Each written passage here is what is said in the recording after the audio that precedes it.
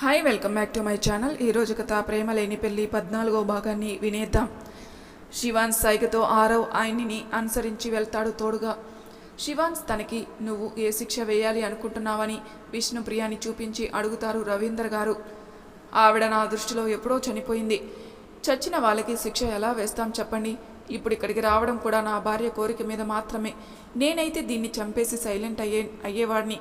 కానీ నా భార్య ఇప్పుడే మీ ముందే ఒక కోరిక కోరింది. దాన్ని తప్పకుండా నెరవేర్చి నడి రోడ్డు మీద నించోబెడతా ఫ్యామిలీ మొత్తాన్ని అంటాడు శివాన్స్ వీళ్ళిద్దరూ తప్పు చేశారు, కానీ సిరి వాళ్ళ అమ్మా నాన్న ఏం చేశారు అని అడుగుతారు రవీందర్. వీళ్ళకి లక్షలకి లక్షలు ఇచ్చింది వీళ్ళ అమ్మ అయితే, ఆవిడికి మొగుడు కొడుకు ఉండగానే ఇంకో పెళ్లి చేసిన గొనకుడు వీళ్ళ నాన్న. ఈ రెండు చాలు వాళ్ళని పతనం చేయడానికి అంటాడు శివాన్స్. అప్పటి వరకు మౌనంగా ఉన్న సిరి, అంతలా దీనిలో ఏం నచ్చింది నీకు? ఒక్కసారి ప్రపోజ్ చేసింది, కానీ నేను నీ వెనకే తిరిగి ఎన్నిసార్లు ప్రపోజ్ చేశాను. అది నీ కంటికి ఎందుకు కనిపించట్లేదు? దానికన్నా కలర్లో కానీ, అందంలో కానీ, డబ్బులో కానీ అన్నింటిలోనూ నేనే ఎక్కువ. మరి దాంట్లో ఉన్నదేంటి, నాలో లేనిదేంటి అని అడుగుతుంది సిరి. తన మనసు నీకు తను 4 ఏళ్ళు నా గురించి ఆలోచించకుండా తన చదువు మీద ఫోకస్ చేసింది అనుకుంటున్నావు కదా, కానీ తను తల్లిలా నా కడుపు గురించి ఆలోచించి ప్రతిరోజు తన ఇంటి నుంచి క్యారియర్ పంపించింది ఆరవ్తో. నా గురించి పట్టించుకోనట్టు ఉంటూనే ప్రతి విషయం పట్టించుకునేది. అందం, డబ్బు ఇవి నాకొక మ్యాటర్ కానే కాదు. నన్ను మా నాన్నని ఎలా చూసుకుంటుందో అన్నదే నాకు మ్యాటర్. దాంట్లో తనని ఇసుమంత కూడా అనుమానించలేను నేను అంటాడు.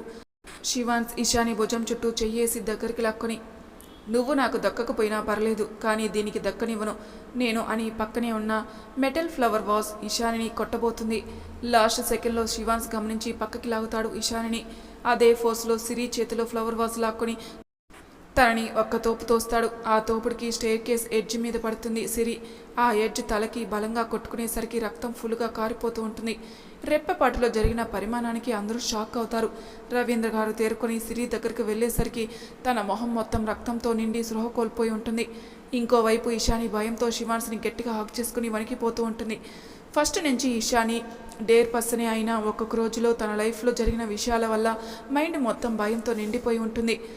అంతా సినిమాలో చూస్తున్న విష్ణుప్రియ మేనకోడలు అలా సృహ లేకుండా పడి ఉండేసరికి గబగబా పరిగెత్తుకొచ్చి తనని ఒడిలో పట్టుకోబెట్టుకొని, సిరి లేమ్మా, అయ్యో ఎంత రక్తం కారిపోతుంది అని ఏడుస్తూ, రవి రా, అర్జెంటుగా తనని హాస్పిటల్కి తీసుకెళ్ళాలి అని ఏడుస్తూ అడుగుతుంది. రవీందర్ గారికి విష్ణుప్రియతో పెళ్ళైన నాటి నుండి సిరి వాళ్ళతోనే ఉండడం వల్ల ఒక కూతురుగా తనంటే చాలా ఇష్టం ఉంటుంది.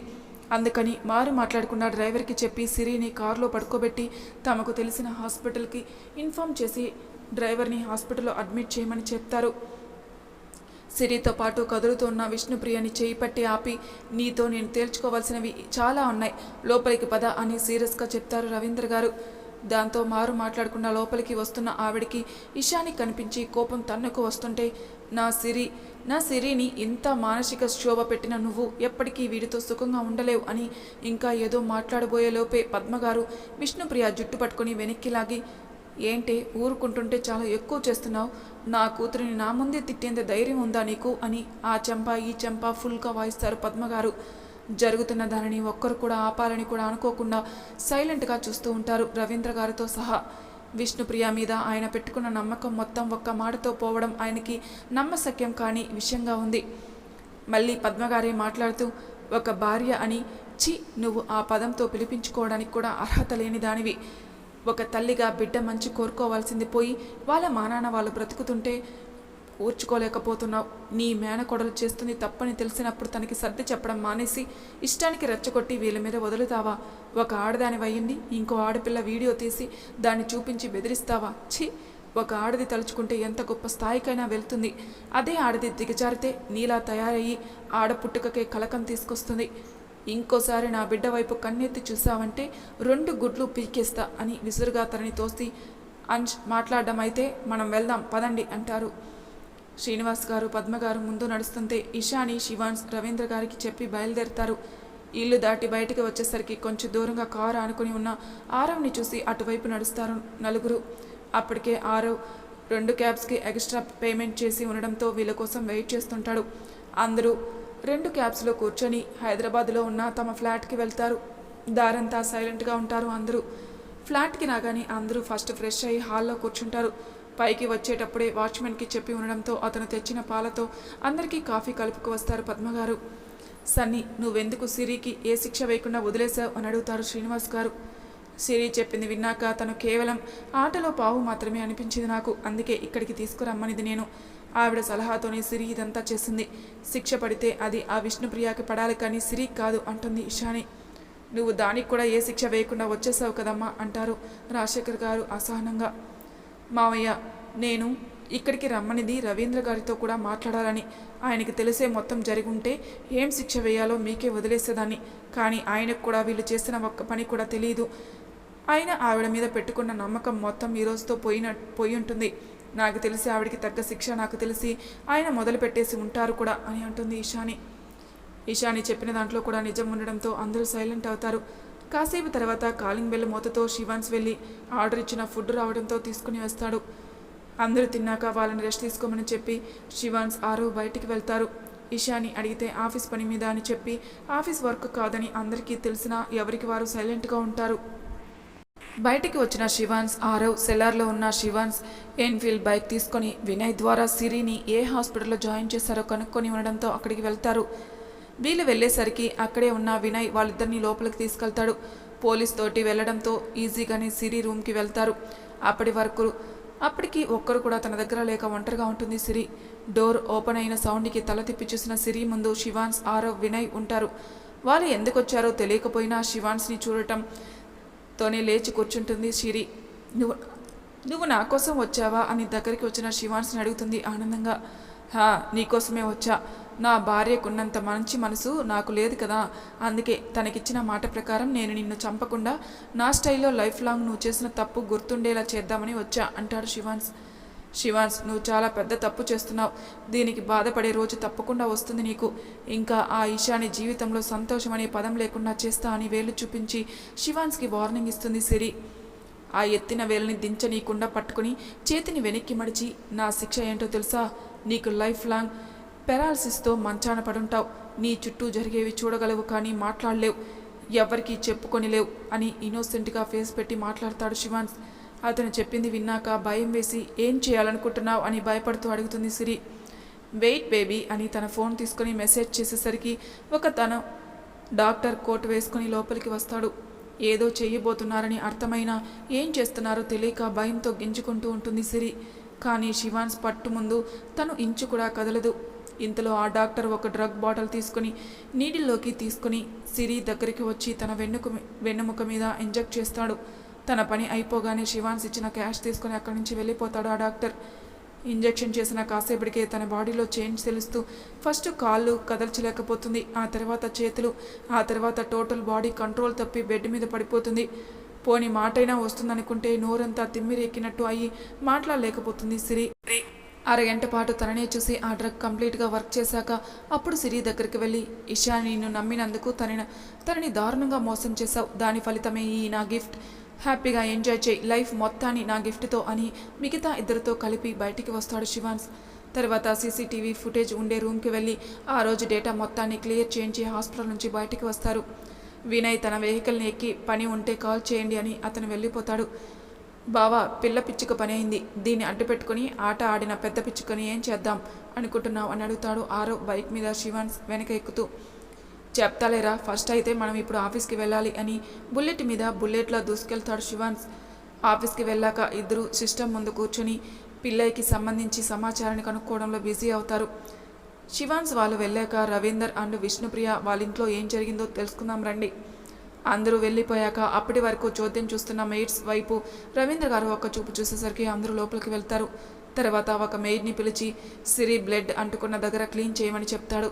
వాళ్ళు క్లీన్ చేసే వరకు సైలెంట్గా ఉండి వాళ్ళు క్లీన్ చేసి వెళ్ళాక విష్ణుప్రియ దగ్గరికి వచ్చి, నా వెనుక ఇంత చేసి నా ముందు మాత్రం ఏమీ తెలియని అమాయకురాల్లా చాలా బాగా నటించావు, హ్యాట్స్ ఆఫ్ చెప్పాలి నీ యాక్టింగ్కి అని ఆయన కోపంగా చెంప మీద కొడతాడు. అప్పటి వరకు ఆయన ప్రేమ తప్ప కోపాన్ని ఎరగని విష్ణుప్రియ దెబ్బకి షాక్ అయి చూస్తుంది ఆయన్ని. మళ్ళీ ఆయనే మాట్లాడుతూ, మన పెళ్లి ప్రపోజల్ మీ అన్నయ్య తెచ్చాక నేను నీతో మాట్లాడినప్పుడు ఏం చెప్పావు? నా హస్బెండ్ అండ్ నా కొడుకు ఇద్దరు యాక్సిడెంట్లో చనిపోయారని చెప్పావు. అప్పటికే నువ్వంటే ఉన్న ఇష్టంతో ఇంకా క్వశ్చన్ చేయకుండా ఊరుకున్నా. ఇన్ని రోజుల్లో ఏ రోజు నాకు నిజం ఇదని చెప్పాలని అనిపించలేదా? బిడ్డని పోగొట్టుకున్న బాధలో నుండి కొంచెం అన్నా డైవర్ట్ అవుతావని నీకోసం, కేవలం నీకోసమే సిరిని ఇక్కడే ఉంచా. ఆ తర్వాత తనని నా పెద్ద కూతురులాగే చూసా. ఇన్ని తప్పులు పాపాలు చేసిన ఇన్ని రోజుల్లో ఏ రోజు నాకు ఒక్క మాట కూడా చెప్పాలనిపించలేదా? లేకపోతే వీడొక పెద్ద వేస్ట్ గాడు, అసలు మనం ఏం చేస్తామో కూడా తెలియని పిచ్చోడు అని దాచిపెట్టారా అని బాధగా అడిగి, ఈ రోజు నుంచి ఈ ఇంట్లో నీ పొజిషన్ సర్వెంట్ పొజిషన్. నీకంటూ ఒక credit card, debit card, money ఏవి ఉండవు. నువ్వు ఎక్కడికైనా వెళ్ళాలి అంటే అది నా కొడుకు, నాతో మాత్రమే. మిగతా సమయంలో నువ్వు బయటికి కాలు పెట్టడానికి కూడా ఒప్పుకోను. యాక్చువల్గా నిన్ను చంపేయడమో అరెస్ట్ చేయించడమో చేద్దామనుకున్నా. బట్ శివాన్స్ని చూశాక ఒక బిడ్డ, అది ఆడైనా మగైనా తల్లి ప్రేమ అవసరమని అర్థమైంది. అందుకోసమే నిన్ను ప్రాణాలతో ఉంచుతున్నా. ఇక మీదట నువ్వు నేను ఒకే రూమ్లో కేవలం అనిరుద్ధ్ కోసమే ఉంటాం. ఇవన్నీ కాదు, నాకు నచ్చినట్టు బ్రతుకుతా, నేను వెళ్ళిపోతా అంటే చూస్తూ ఊరుకోవడానికి శివాన్స్ నాన్నంతా మంచివాణ్ణి కాదు. నేను అక్కడికక్కడే చంపి ఇంటికి వెనక పార్టీ పెట్టేస్తాను. ఆధారాలు మాయం చేయడం నేనున్న పొజిషన్కి నాకు ఒక లెక్క కాదు అని నవ్వుతూ చెప్పి విష్ణుప్రియని అక్కడే వదిలి తన రూమ్కి వెళ్తారు రవీంద్ర గారు. ఆయన చెప్పినవన్నీ మళ్ళీ గుర్తు తెచ్చుకొని భయంతో ముడుచుకు కూర్చుంటుంది విష్ణుప్రియ. ఆరవ్ శివాన్స్ వెళ్ళాక పద్మగారితో పాటు రూమ్లో పడుకున్న ఇషానికి ఆలోచనలతో నిద్ర పట్టక హాల్లోకి వస్తుంది. అప్పటికే అక్కడ ఉన్న శ్రీనివాస్ గారు ఇషానిని చూసి, కాసేపు రెస్ట్ తీసుకోవచ్చుగా సన్నీ అని అంటారు. అసలు పడుకోబుద్ధి అవ్వట్లేదు నాన్న అని వచ్చి ఆయన భుజానికి తల అంచి కూర్చుంటుంది. మీ అమ్మ పడుకుందా? హా నాన్న పడుకుంది. నాన్న మామయ్య ఏం చేస్తున్నారు? బాధలో ఉన్నారు కదా, కాసేపు ఒంటరిగా ఉండాలి, బయటికి వెళ్తా అన్నాడు. ఈ టైంలో బయటికి వెళ్ళడం మంచిది కాదని నేను హాల్లో ఉంటాను, మీరు రూమ్లో రెస్ట్ తీసుకోండి అని చెప్పి ఇక్కడికి వచ్చాను అంటారు శ్రీనివాస్ గారు. నాన్న నేను నిన్ను ఒకటి అడుగుతాను, సమాధానం చెప్పు. నా దగ్గర ఎందుకు దాచావు నువ్వు శివాన్స్తో మాట్లాడుతున్న విషయం? ఆ విషయం తెలిస్తే నేను కదా ఎక్కువ సంతోషపడతా. మరి నా దగ్గర ఎందుకు దాచావు? నేను నీకు శివాన్స్ గురించి అన్ని విషయాలు చెప్తున్నప్పుడు కూడా నువ్వెందుకు నాకు ఒక్కసారి కూడా చెప్పలేదు నాన్న అని అడుగుతుంది ఇషాని. ఫస్ట్ టైం నా దగ్గరికి శివాన్స్ వచ్చి నీ గురించి చెప్పినప్పుడు నాకు అతని మీద కోపం వచ్చింది. కానీ తర్వాత నేనే రియలైజ్ అయ్యా, తన గురించి తను 2 ముక్కల్లో చెప్పినప్పుడు అసలు అలా చెప్పాల్సిన అవసరం కూడా లేదు కదా. పైగా నీకు ప్రపోజల్ పెట్టకముందే తను వచ్చి నాకు చెప్పాడు. నీ మీద నాకు నమ్మకం ఉంది కాబట్టి నువ్వు ఎప్పుడు రాంగ్ డెసిషన్ తీసుకోవు అనే నమ్మకంతో నేను సరే అన్నాను. ఆ తర్వాత నుంచి నీకు సంబంధించి ఏ విషయమైనా ప్రతిదీ ఫస్ట్ నాకే చెప్పేవాడు. ఇంటికొచ్చి నీ నోటి వెంట నేను అవే వింటుంటే నాకు అంశు మదిలో మెదిలేవాడు. ఇన్ఫ్యాక్ట్ మీ ఫేర్వెల్ డే రోజు తనే నన్ను తొందరగా రమ్మన్నాడు, కాలేజ్ దగ్గరికి నాతో మాట్లాడాలని రమ్మన్నాడు. కాకపోతే నువ్వు ప్రపోజ్ చేయడం, తను నీ పైన చేయి చేసుకోవడం, దాని తర్వాత ఆంక్షలు పెట్టడం అన్నీ వరుసగా జరిగిపోయాయి. నీ మీద అలా చేయి చేసుకున్నందుకు నాకు చాలా కోపం వచ్చింది. కానీ అది రైట్ టైం కాదని ఆగిపోయా. ఆ తర్వాత పక్క రోజు వచ్చి నాతో మాట్లాడాడు. ఆ టైంలో తన ఫీలింగ్స్ హైలో ఉన్నాయని ఎంత చెప్పినా నువ్వు వినకపోయేసరికి నిన్ను కొట్టాడట. ఆ తర్వాత ఇంటికి వెళ్ళి అదే చేతిని కాల్చుకున్నాడు. అంత పిచ్చి ప్రేమ పెంచుకున్నాడు అప్పటికే నీ మీద. 4 ఏళ్ళు నువ్వు ఆరవ చేత మన ఇంటి నుంచి మంచి భోజనం పంపించి తన ఆకలి తీరిస్తే ప్రతిక్షణం నీ ప్రతి అడుగులో నీ వెనక నీ నీడలా కాపు కాశాడు ఒక తండ్రిలా. నువ్వు నన్ను చాలాసార్లు అడిగావు, గుర్తుందా? ఈ మధ్య నీకు నా మీద ప్రేమ తగ్గిపోయింది, అసలు నన్ను పట్టించుకోవట్లేదని. ఎందుకంటే నాకంటే బాగా నిన్ను తను చూసుకుంటున్నాడనే నమ్మకంతోటే నిన్ను ఒంటరిగా పంపేవాణ్ణి. 4 ఏళ్ళు బాగానే జరిగింది. ఆ లాస్ట్ డేకి ముందు రోజు అంశ్ నీకు ప్రపోజ్ చేయడానికి ఎన్ని ఏర్పాట్లు చేసుకున్నాడో తెలుసా? నాకు ఫోన్ చేసి ఆ ఏర్పాట్లన్నీ ఎలా చేశాడు ప్రతిదీ ఫొటోస్ పెట్టి చెప్పాడు. కానీ ఆ తర్వాత రోజే అనుకోని విధంగా జరిగే నువ్వు అంతా ఏడుస్తూ ఇంటికి వచ్చేసరికి ఏమైందో తెలియక సడన్గా ఎందుకు ఇలా చేశాడో అర్థం కాక పిచ్చి పట్టినట్టు ఉంది. ఆ రోజు రాత్రి అంశు వచ్చి జరిగింది మొత్తం నాకు చెప్పాడు. తనే సాల్వ్ చేస్తానని, నన్ను టెన్షన్ పడొద్దని, నిన్ను జాగ్రత్తగా చూసుకోమని చెప్పి వెళ్ళాడు. నువ్వు జాబ్ కోసం హైదరాబాద్ వెళ్తాను అన్నప్పుడు కూడా నేను అంశుకి ఫోన్ చేసి చెప్పా. తను వెంటనే సరే అన్నాడు. ఇంకోవైపు ఆనంద్ కూడా ఉన్నాడని ధైర్యం ఉనింది. అందుకని ధైర్యంతో నిన్ను పంపించా.